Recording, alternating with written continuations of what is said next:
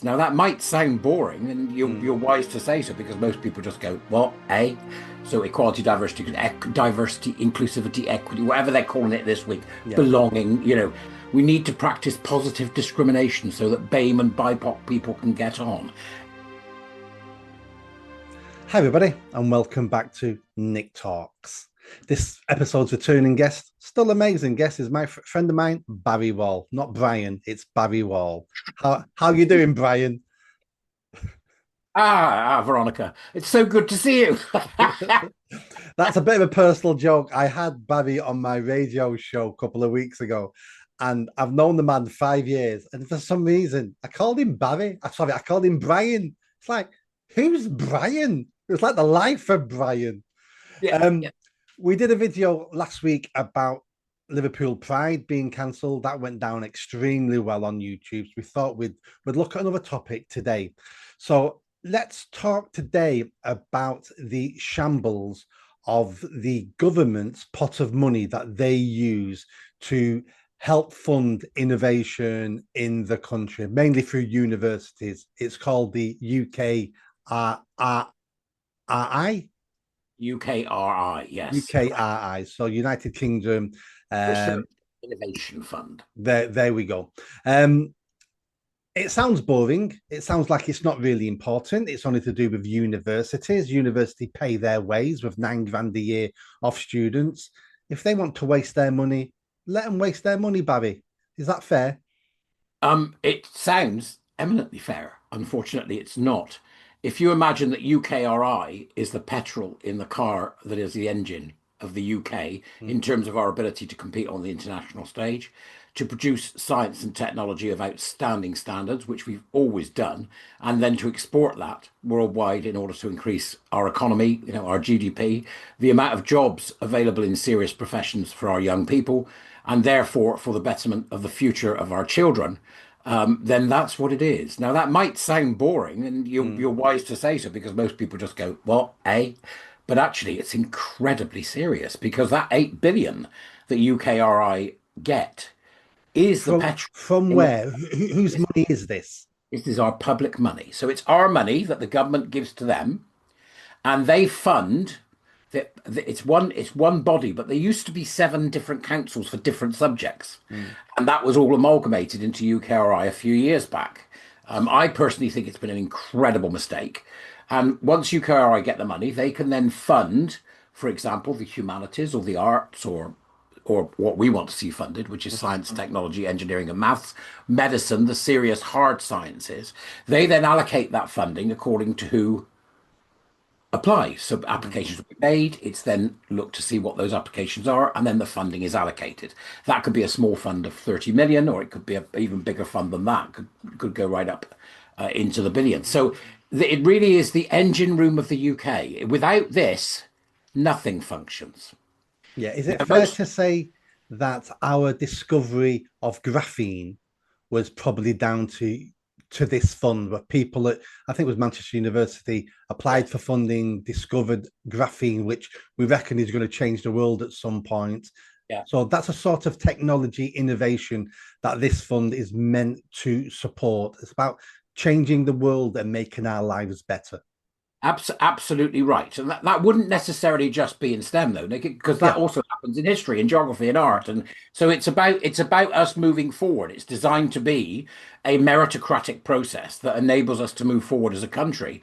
But it is, of course, a foundational part of our social and economic stimulus. You Mm. give somebody 9 billion quid, you're going to anticipate that somewhere along the line we're going to get some roads fixed or houses built, or we're going to see jobs in an area that needs the jobs. We allocate it in areas where we need social regeneration.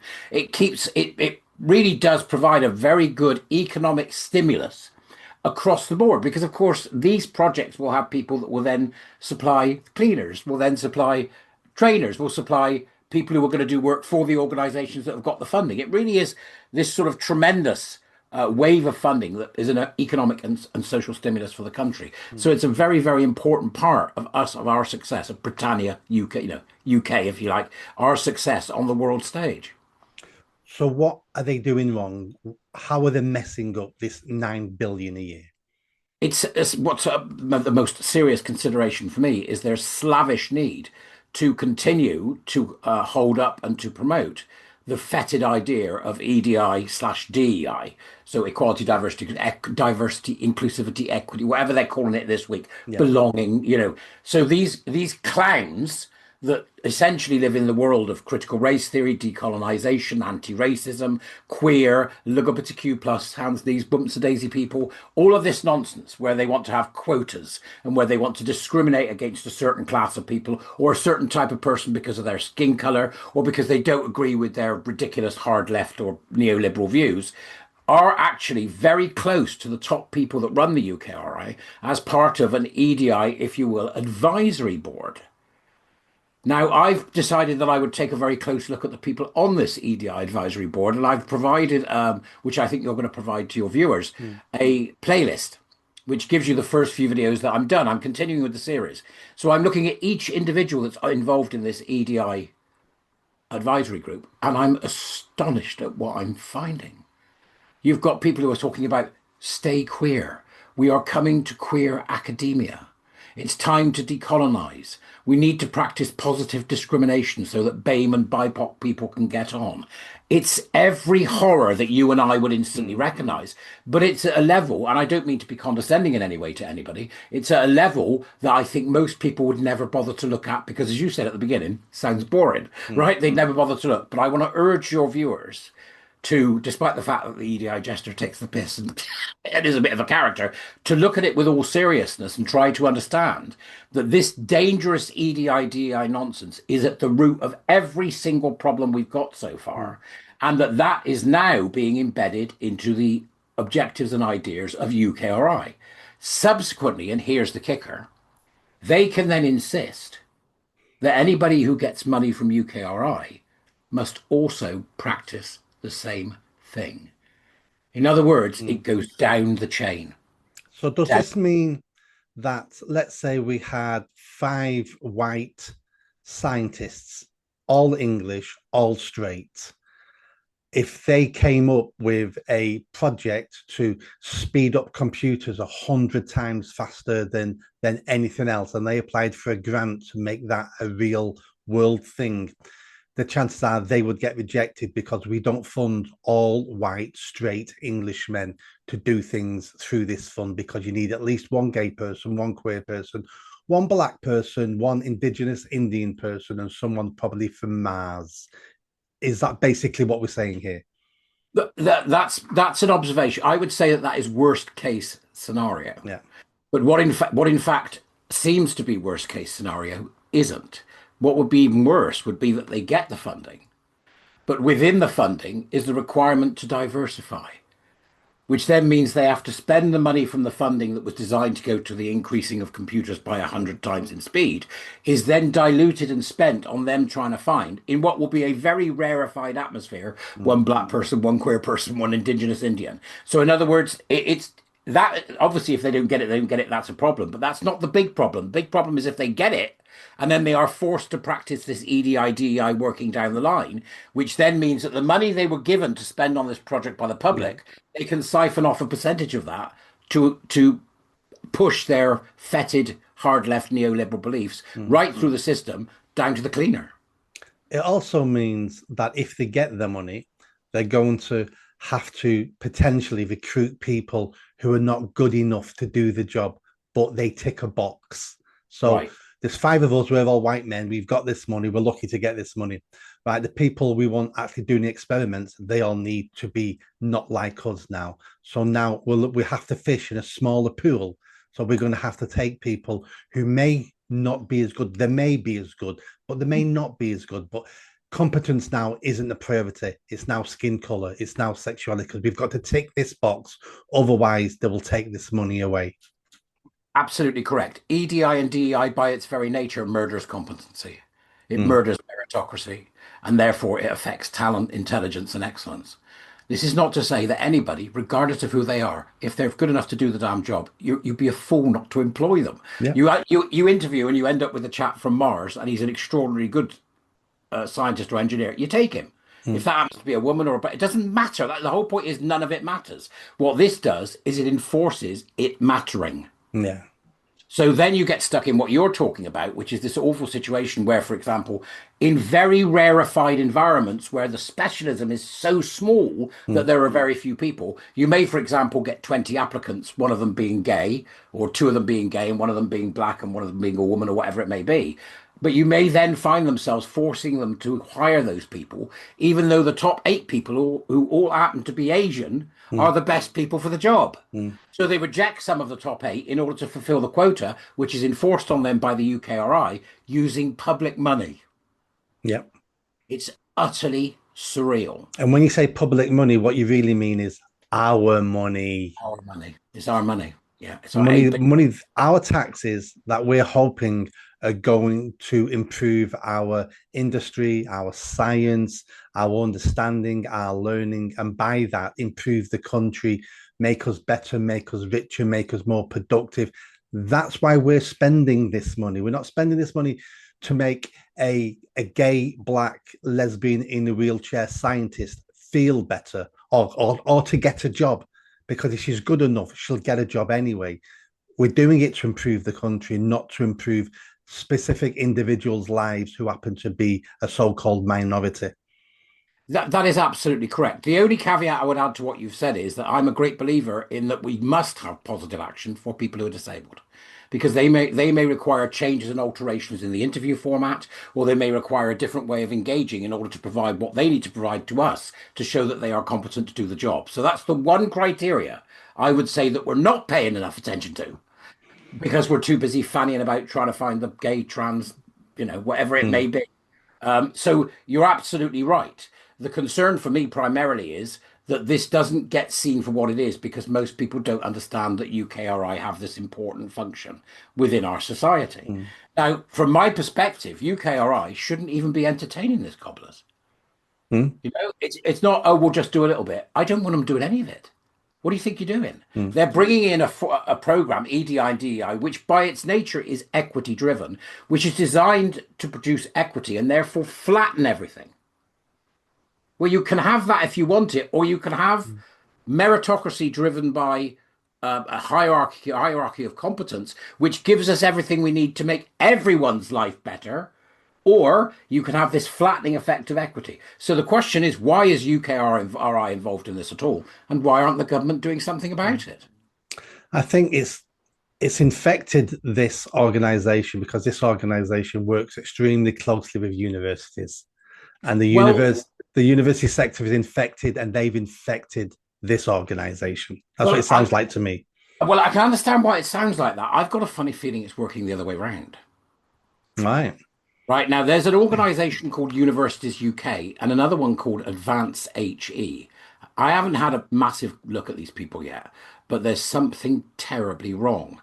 Advance HE, for example, are responsible for the race charter Mm, and for Athena Swan in universities, which, if you will, is similar to the Stonewall boondoggle. Do you remember mm, that, where you mm, you tick the boxes and you get the Stonewall points, which has caused so much problems for our society, which has led to Stonewall law, where the law is being used as if Stonewall write it, not Parliament. But they've also got the race charter and they've got Athena Swan, and these two things do exactly the same thing, and the universities compete to be part of this.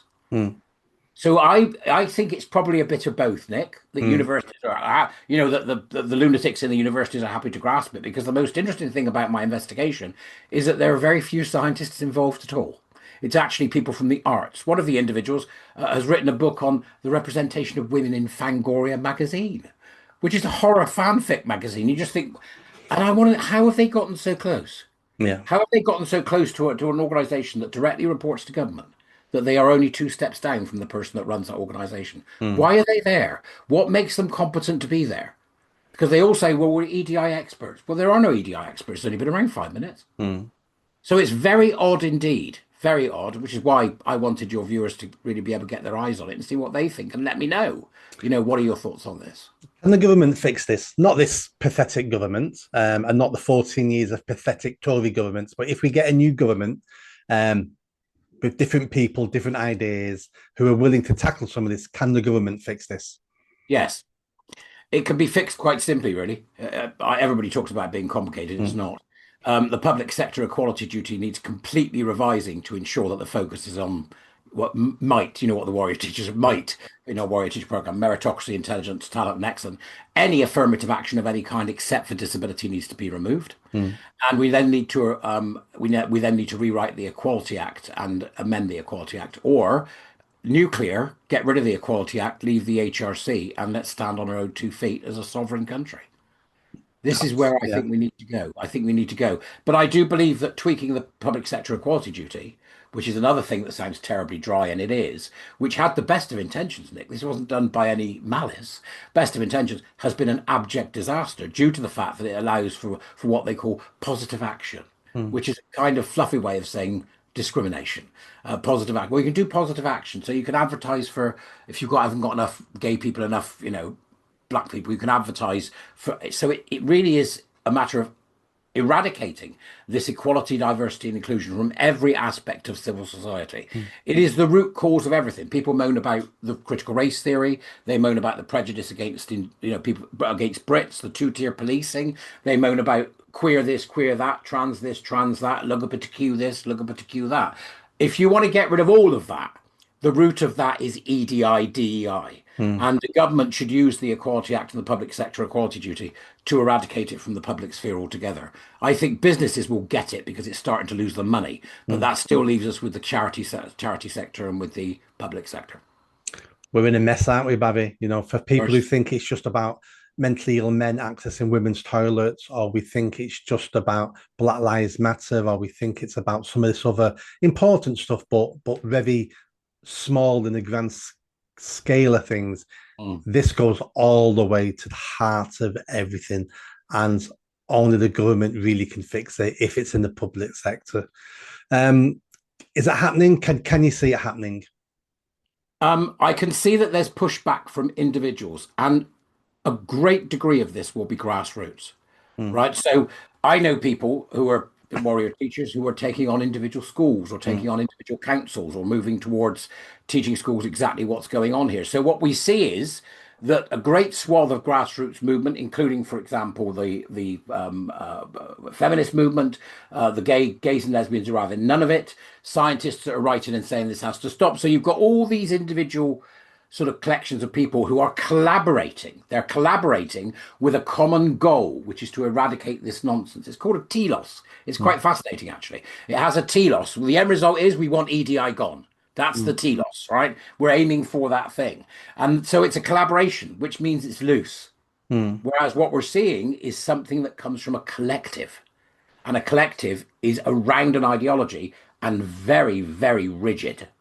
So, in other words, what we've got people doing is to prevent it from spilling out anymore. So they're dealing with the results of what's happening at the center. So they're taking on X, Y, Z. Mm. In essence, they're treating the symptoms. When what we really need to do is go firmly after the cause, and that is to eradicate EDI and DEI from every part of civil society. Let's end this on this statement, because what we need to remember is a journey of 1,000 miles starts with one step. And that's my favorite quote from my favorite communist murderous dictator, Chairman Mao. Onwards, Bobby, onwards. Bobby, thank you so much for coming on today and explaining that boring but an extremely important topic if we're going to save this country and make sure we don't decline into irrelevance. And you'll pop the playlist into the Yep. YouTube. Yeah. Yeah, people come into the description of the video. It'll all be there. Just click that, and you can see. you can dig deep into some of these with Barry's videos. Okay. Thanks. See Great you to see later. you. Bye bye.